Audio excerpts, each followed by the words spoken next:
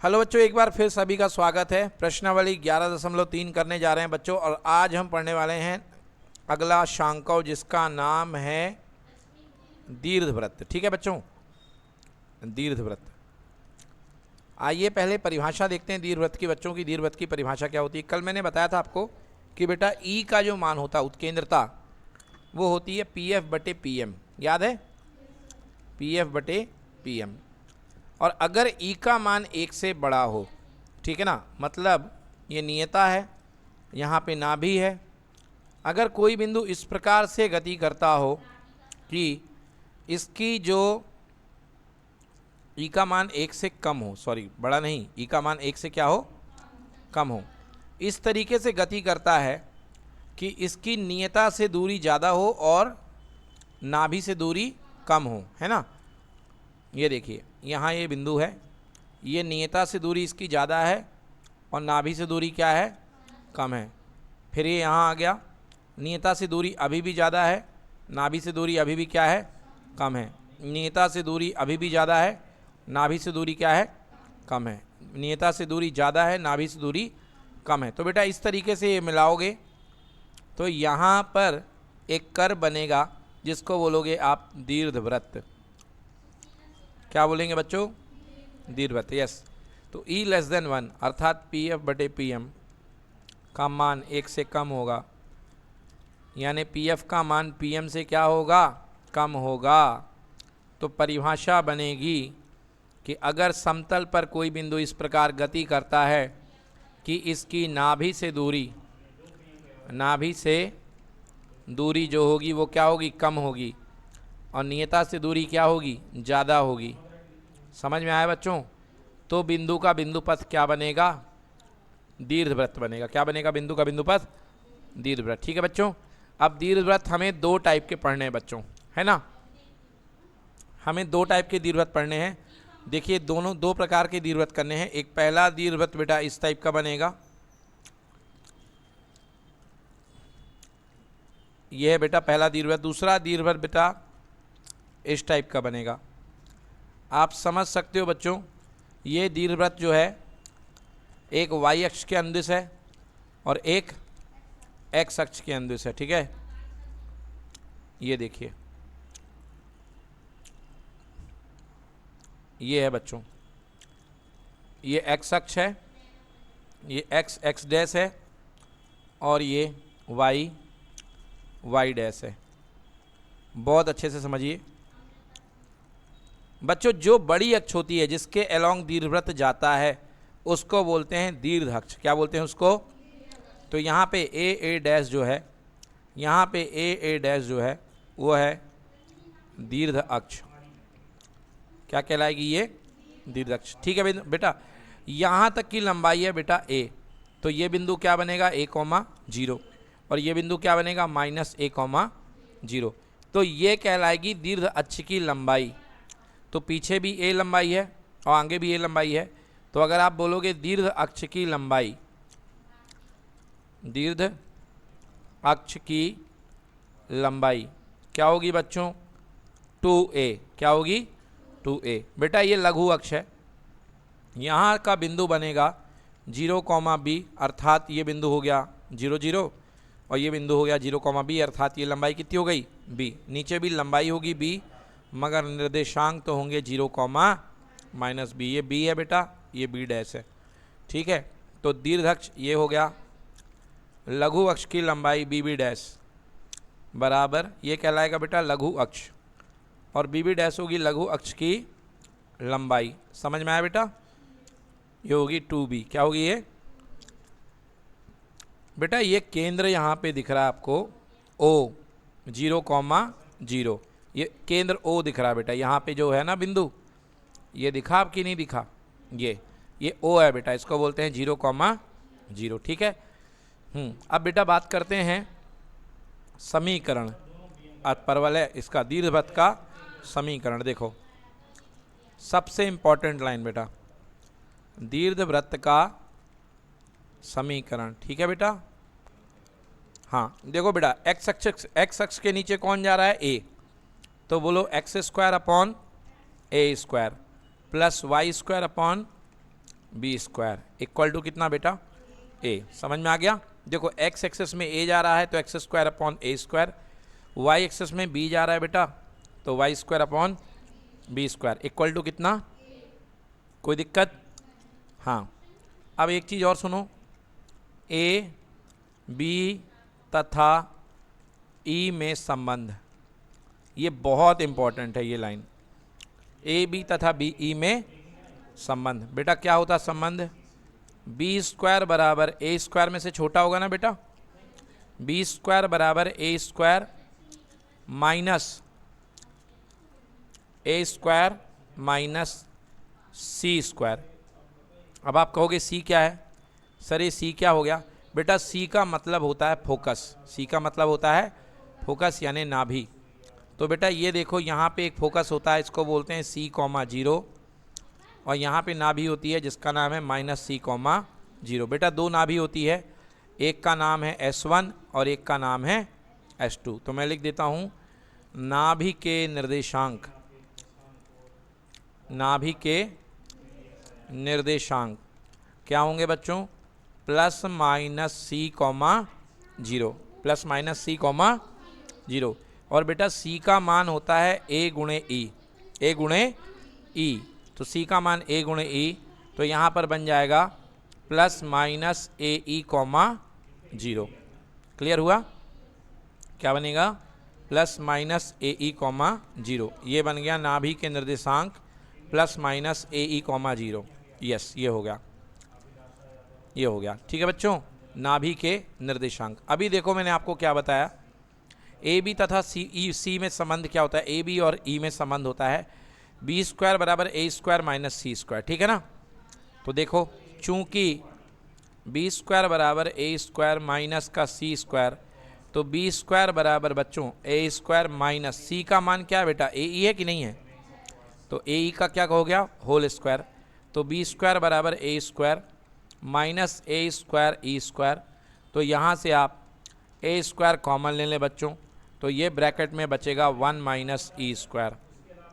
बोलो क्लियर हुआ कि नहीं हुआ। तो बी स्क्वायर बराबर ए स्क्वायर 1 माइनस ई स्क्वायर, ये संबंध है तीनों में, समझ गए ना, क्लियर हो गया। हाँ तो ये हो गया आपका दीर्घवृत्त बच्चों। अब देखो बेटा एक चीज़ और, अब इसमें एक चीज़ और आती है जो कभी कभी आ जाती है, जिसका नाम है नाभिलंब जीवा, नाभिलंब जीवा। देखो बेटा नाभि से जाने वाली ये जो जीवा होती है इसको हम बोलते हैं नाभिलंब जीवा। ये L1 है, ये L1 डैश है, यहाँ से भी बेटा एक जा सकती है, इसे बोलोगे L2 और इसे बोलोगे L2 डैश। क्लियर, क्लियर हो गया। अब देखो ध्यान से यहाँ पे नाभिलंब जीवा की लंबाई देखना जरा, ये हमारे पास में एलिप्स था, ठीक है, ये जो बिंदु था ये था ए ई कॉमा जीरो, ए ई कॉमा जीरो। बेटा इसके जस्ट ऊपर जो बिंदु आपको मिलता है वो मिलता है ए e comma B square upon ए। क्यों, क्योंकि एक्स में तो ए ही रहेगा, यहीं पर है, ऊपर ही है, तो वाई में बेटा बी स्क्वायर अपॉन ए, और नीचे बेटा यहाँ पर जस्ट इसके नीचे ये जो बिंदु मिलेगा वो मिलेगा a e comma minus b square upon a. बोलो ठीक है कि नहीं है। तो ये बन गई नाभिलंब जीवा की लंबाई L1 L1 डैश, मैं लिखूँगा नाभिलंब जीवा की लंबाई, नाभिलंब जीवा की लंबाई बराबर 2b स्क्वायर अपॉन ए, क्योंकि ऊपर भी b स्क्वायर अपॉन ए और नीचे भी b स्क्वायर अपॉन ए, क्या हो जाएगा 2b स्क्वायर अपॉन ए। तो बच्चों ये थोड़ा सा आपको याद रखना पड़ेगा। अब आइए चलते हैं दूसरे वाले हम चलते हैं दूसरे वाले वृत्त में। ये देखिए दूसरा वाला दीर्घवृत्त। तो बेटा फिर से देखो इसका दीर्घवृत्त का जो दीर्घ अक्ष होगा बेटा इसका दीर्घ अक्ष होगा, कौन सा अक्ष होगा, बी बी डैश। क्या होगा इसका दीर्घ अक्ष, बी बी डैश। दीर्घ अक्ष मतलब बड़ा अक्ष, तो इसकी जो बड़ी अक्ष बन रही है ये बी डैश है और ये क्या है बी। बोलो तो ये वाला पॉइंट क्या होगा 0 कॉमा बी, और ये पॉइंट होगा 0 कॉमा माइनस बी। तो बेटा यहाँ पे बी बी डैश जो कहलाएगी अब कहलाएगी दीर्घ अक्ष। तो ध्यान से सवाल करते समय दीर्घ की जगह लघु का उत्तर मत देना, ये दीर्घ अक्ष बन जाएगी।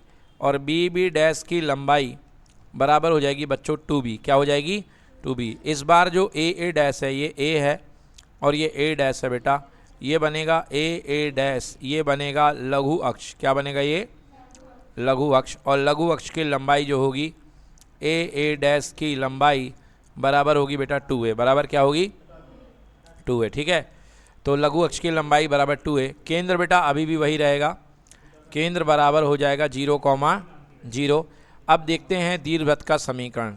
दीर्घवृत्त का समीकरण बेटा याद रखिएगा, यहाँ पे x² + a² + b² = 1। यहाँ पे a² बड़ा रहेगा और b² छोटा रहेगा। यहाँ पर दीर्घवृत्त का समीकरण हो जाएगा y² / b² + x² / a² = 1। But फर्क यहाँ पे रहेगा, y² का नीचे का बड़ा रहेगा और x² के नीचे का छोटा रहेगा। इस बार y बड़ा रहेगा, समझ गया ना? मतलब अंडा सीधा होगा इस तरीके से, समझ गए? पिछले बार अंडा लेटा हुआ था, इस बार अंडा इस तरीके से रहेगा। क्लियर एकदम? यस, ये हो गया अपने पास। अब बात करते हैं संबंध ए बी तथा सी में संबंध। अभी सी की बात हम कर लेंगे बेटा, बट इस बार ए बी सी में संबंध। देखिए पिछले बार b² छोटा था, इस बार b² छोटा नहीं है, इस बार a² छोटा है। तो a² बराबर b² - c²। पिछले बार b² बराबर a² - c², इस बार a² बराबर b² - c²। ठीक है, और बेटा जो c बनेगा इस बार फोकस यहाँ पे बनेगा। तो पिछले बार क्या बन रहा था? c, 0, इस बार बनेगा 0, c और 0, -c।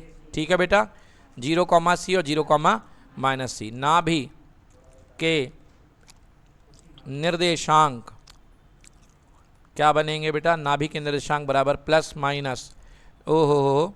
0, ±c। 0, ±c। क्यों? क्योंकि इसकी मुख्य अक्ष इसकी y अक्ष है, तो इस बार नाभि जो होगी y अक्ष पे आएगी। 0, ±c that is equal to 0, ±be। पिछले बार a ही था, इस बार क्या होगा? be। हाँ, अब संबंध देख लो। संबंध अभी बताया, a² बराबर b² - c², अर्थात a² बराबर b² - b² e²। तो a² बराबर b² कॉमन, ब्रैकेट में 1 - e²। ये हो गया आपका संबंध ए बी और ई में है, ये हो गया संबंध। ठीक है, अब बात करते हैं नाभि लंब की जीवा की लंबाई। तो नाभि लंब जीवा की लंबाई देखिए इस तरीके से, अभी अपना एलिप्स ये है, तो नाभि लंब जीवा इस तरीके से जाएगी। नाभि से एक ये बनेगी, एक ये बनेगी, इसे L1, इसे L1 डैश। तो L1 डैश की लंबाई होगी 2a² b। पिछले बार क्या बनती थी? 2b² a। इस बार क्या बनेगी? 2a² b। बेटा एक चीज़ हम भूल गए इसमें बताना, नियता का समीकरण। देखिए, तो पिछले वाले में नियता कैसे जाएगी? नियता हमेशा मुख्य अक्ष के लंबवत होती है, ये देखिए। तो यहाँ पे नियता बनेगी और ये बिंदु बनेगा a/e, 0 और ये बनेगा -a/e, 0, माइनस का a/e, 0। तो एक लाइन में यहाँ और जोड़ूंगा जिसका नाम है नियता का समीकरण, है ना? यहाँ पे जोड़ रहा हूँ, नियता का समीकरण बराबर क्या होगा? x बराबर ±a/e, क्योंकि दो नियताएं होंगी, एक राइट में और एक लेफ्ट में। और यहाँ पर भी दो नियताएं होंगी। देखिए एक ये बनेगी ऊपर की ओर और एक ये बनेगी नीचे की ओर, ठीक है ना? ये नियता है। तो ये क्या बनेगी? ये किस पॉइंट से जाएगी? 0, b/e माइनस का, और ये बिंदु है 0, b/e प्लस का। तो नियता का समीकरण बराबर y बराबर ±b/e। फिनिश। चलिए बच्चों एक सवाल करते हैं जिससे आपको पूरा समझ में आ जाएगा कि इस चैप्टर में सवाल को करना कैसे है। तो लियो भाई, हमने कलम उठा लिए। पहला सवाल कह रहा निम्नलिखित प्रश्नों में से प्रत्येक दीर्घवृत्त में क्या क्या ज्ञात करना है? नाभियाँ, शीर्षों के निर्देशांक, दीर्घ और लघु अक्ष की लंबाई, उत्केंद्रता भी ज्ञात करवाओगे और नाभि लंब की जीवा भी ज्ञात करना है, मतलब सब कुछ जितना मैंने बताया सब ज्ञात करना है। ठीक है बच्चों, चलो भाई सबसे पहले समीकरण लिखता हूँ, x square upon 36, x square बटे 36 प्लस वाई स्क्वायर बटे 16 इक्वल टू कितना 1। बेटा इसको मैं लिखूंगा एक्स स्क्वायर बटे 6 का स्क्वायर प्लस वाई स्क्वायर बटे 4 का स्क्वायर बराबर कितना 1। क्लियर दिख रहा है बच्चों कि 6 का स्क्वायर बड़ा है 4 का स्क्वायर छोटा है, मतलब ये दीर्घ अक्ष एक्स अक्ष के अनुदिश जाएगी, जाएगी कि नहीं जाएगी। तो यहाँ पर देखो मैं आपके सामने यहाँ मैंने परवलय बना दिया, नहीं परवलय नहीं, दीर्घवृत्त बना दिया, ये बन गया हमारा दीर्घवृत्त। बोलो ठीक है बच्चों। हाँ, तो ए स्क्वायर के जैसे तुलना कर दो, X square upon A square plus Y square upon B square equal to 1 से तुलना करो। बोलो ए स्क्वायर की जगह 6 का स्क्वायर हुआ कि नहीं हुआ, मतलब ए का मान कितना 6, और बी स्क्वायर की जगह कौन है 4 का स्क्वायर, मतलब बी का मान कितना 4, मतलब ये वाला बिंदु बोलो 6,0 और ये वाला बिंदु -6,0, क्योंकि होता था a,0 -a,0, याद है।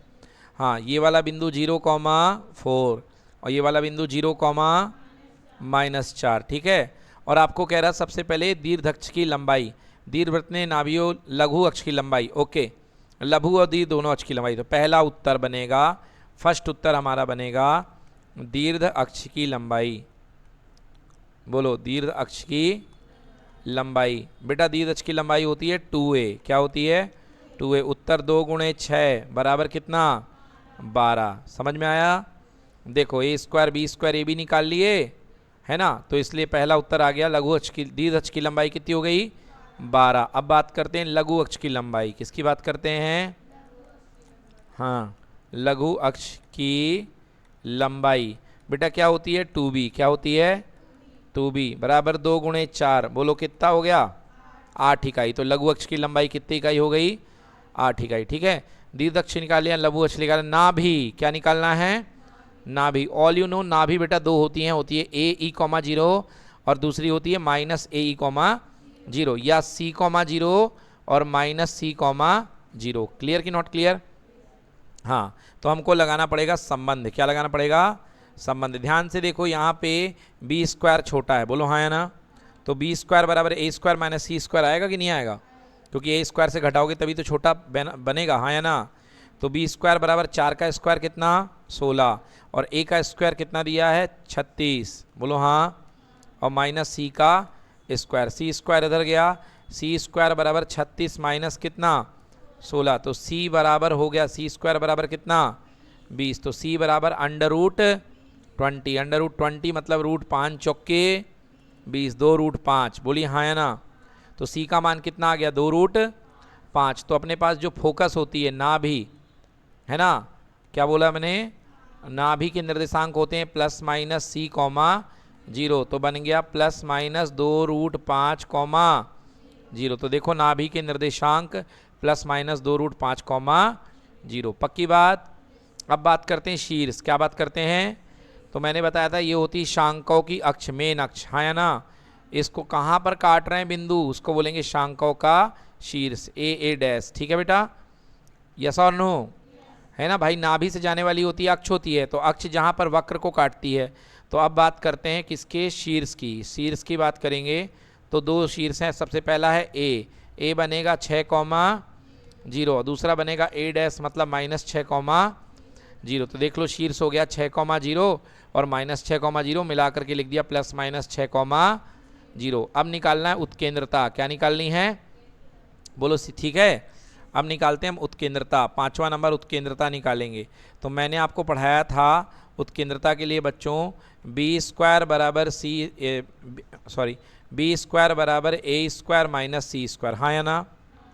और बी स्क्वायर बराबर A square minus C square का मान क्या होगा AE का होल स्क्वायर, हाँ या ना। सी बराबर क्या होता है AE होता है कि नहीं होता। तो बी स्क्वायर बराबर A स्क्वायर और minus A square E square, बोले तो बी स्क्वायर कॉमन ले लिया, A स्क्वायर बाहर आएगा ब्रैकेट में 1 - E स्क्वायर, ठीक है कि नहीं है। यही मैंने संबंध बताया था कि नहीं बताया था। ये देखो बी स्क्वायर बराबर A स्क्वायर ब्रैकेट में 1 - E स्क्वायर, क्लियर है। चलो यहाँ से बोलो बी स्क्वायर का मान कितना है 16, A स्क्वायर का मान कितना है 36 और ब्रैकेट में 1 - E का स्क्वायर 16/36 बराबर 1 minus E square. E square को इधर बुलाओ, ई स्क्वायर बराबर 1 माइनस 16/36। हाँ या ना? इधर पे 36 गया, इधर पे 16 गया, इधर पे 36 आ गया। 36 में से 16 गया, कितना बचा? और 20/36, 20/36। तो बेटे यहाँ पे ये है ई स्क्वायर। क्या है ये? तो ई स्क्वायर बराबर हो गया √20/36। हाँ या ना? चलिए 2 दाहम 20 और 2 18 36, 2 पंचे 10 और 2 छिक्के 18। ई स्क्वायर बराबर √5/6। रुक जाओ, कुछ गड़बड़ी हुई है। हाँ, कुछ गड़बड़ी हो गई है। 36 माइनस 16 कितना आएगा? 20 ही तो आएगा ना। हाँ, तो यहाँ पे 2 दाहम 20 और 2 18 36 और 2 पंचे 10 और 2 9 बार 18। कितने बार? 9 बार। कितने बार? 9 बार। तो बेटा यहाँ आ जाएगा √5 और बटे कितना? 3। ये ई का मान हो गया। किसका मान हो गया? ई का मान आ गया √5/3। बोलो क्लियर कि नॉट क्लियर? अब लास्ट है नाभिलंब जीवा की लंबाई। नाभिलंब जीवा की मैंने बताया था बेटा क्या होती है? 2b² होती कि नहीं होती? हाँ, तो L1 बराबर 2। बोलो b² का मान कितना है? 16 और a का मान कितना है? 6। 2 तियाँ 6। बोलो कितना आ गया? 16 बटे। आ गए? क्लियर हो गया? सारी चीज़ें आ गई? नोट कर लो।